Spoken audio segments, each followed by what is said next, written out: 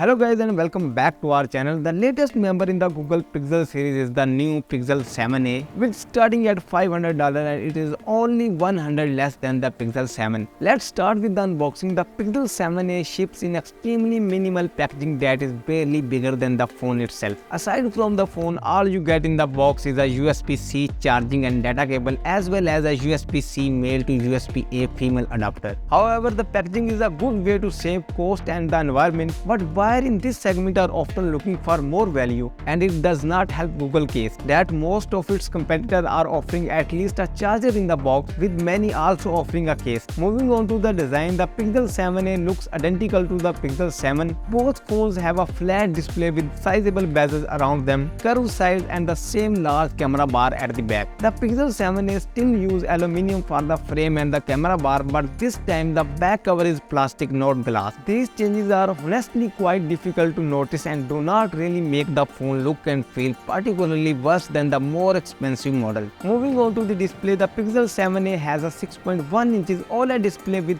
1080p resolution, and this display has similar specification to more expensive Pixel 7. About refresh rate, you will find 90Hz refresh rate on Pixel 7a, and it is big upgrade over 60Hz on all previous A series phones. Unfortunately, in that time, most of the competitor has now moved on to 120Hz refresh rate even on much cheaper models, but here is still 90Hz refresh rate. Talking about software and performance, the Pixel 7a comes out of the box with Android 13. Google says the phone will get 5 years of security updates. They should add being of every month as they always do for Pixel phones. About performance, the Pixel 7a packs the same Tensor G2 chipset as the more expensive Pixel 7 phones. It then combines that 8GB of LPDDR RAM and 128GB of storage. There are no other RAM and storage configurations available. Looking at the camera, the Pixel 7a has a dual camera system on the back consisting of a 64 megapixel main camera and 13 megapixel ultra-wide camera. Like the Pixel 7, the ultra-wide on the Pixel 7a does not have autofocus and as such also lack the macro mode as well. About image quality, starting with 64 megapixel main camera, we were impressed with the image quality on offer here. You get great detail, color reproduction and dynamic range almost regardless of lighting condition, and the same is true for ultra-wide as well. About video recording, you can do 4K video on 60 FPS. Moving on to the last part, battery. Here you will find 4300 mAh battery that support wired and wireless charging both as well. Now if we conclude our complete review, the Pixel 7a is a relatively compact, well-built phone with a high quality display and a great set of cameras. The phone also has a decent battery life and performance along with the clean user interface that a lot of people appreciate, but here it is very slow charging, thick bezels and 90Hz refresh rate feel outdated. Tensor G2 is a lackluster chip and overheat easily, but after all, why not spend the $100 extra if you are getting a better phone with the Pixel 7? But that's the puzzle, as things are not clear as cut as you might think. The question is not why would you spend extra for the Pixel 7, the question is why would you? Please let me know in the comments box, and please don't forget to press the like and subscribe button, and you can also watch Pixel 8 and 8 Pro video as well.